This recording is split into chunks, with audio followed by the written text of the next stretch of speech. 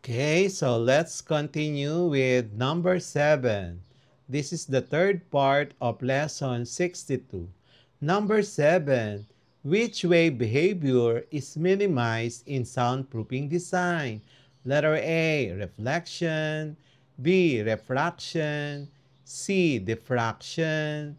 D, polarization. Number 8.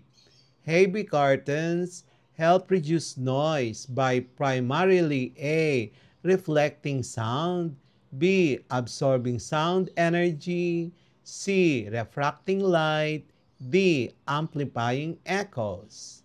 Number 9. Which of the following materials is considered a poor soundproofing material? Letter A. Fiberglass. Letter C. B. Thick carpet. Letter C. Thin plastic sheet. Letter D. Acoustic foam. Number 10. In theaters, soundproofing is important mainly to A. Black light from outside. Letter B. Prevent outside noise from disturbing the performance. Letter C. Increase heat inside. Letter D. Speed up sound travel. Number 11. Which principle explains why thicker walls reduce sound transmission? Letter A. Snell's law. Letter B. Doppler's effect. Letter C. Mass law of soundproofing. Letter D. Bernoulli's principle. Number 12. Double glazed windows work better for soundproofing because they A. Have two glass panes with a gap in between. B. Use tinted glass. C. Heavier than single glass panes. Letter D. Absorb light more efficiently. Number 13. Which sound frequency is harder to block with standard soundproofing methods? A. Low frequency bass. B. Mid-range voice sounds. C. High-pitched whistle. D. Ultrasound. Number 14. An anechoic chamber is designed to letter A.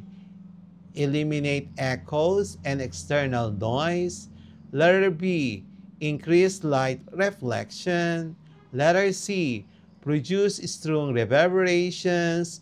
Letter D. Amplify low frequencies. Number 15. Which property of light might also be considered in designing spaces for soundproofing in performance venues? Letter A. Polarization.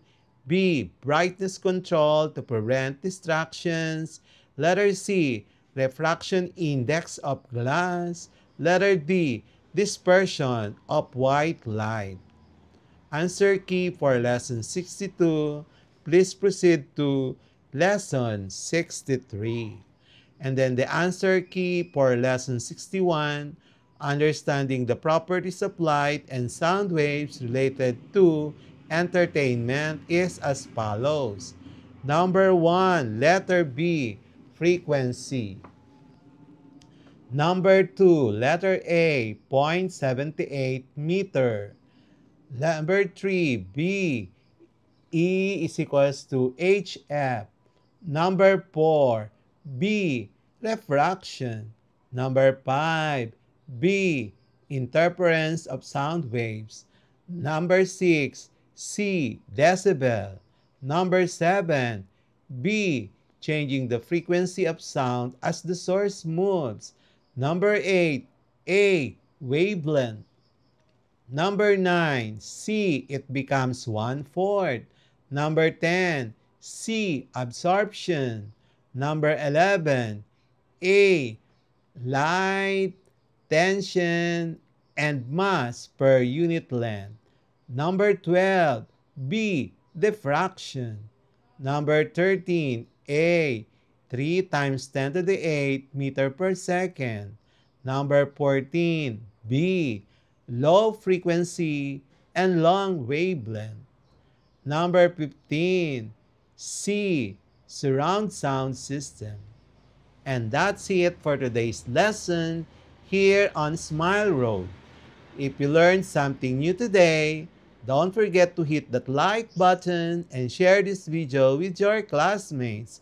And make sure to subscribe and tap the notification bell so you'll be the first to know when a new lesson drops. This is Sir M, reminding you that learning doesn't stop after the bell rings. Keep asking, keep exploring, and always walk the road of knowledge with a smile. Smile Road, where curiosity meets discovery. Bye bye. See you in our next lesson.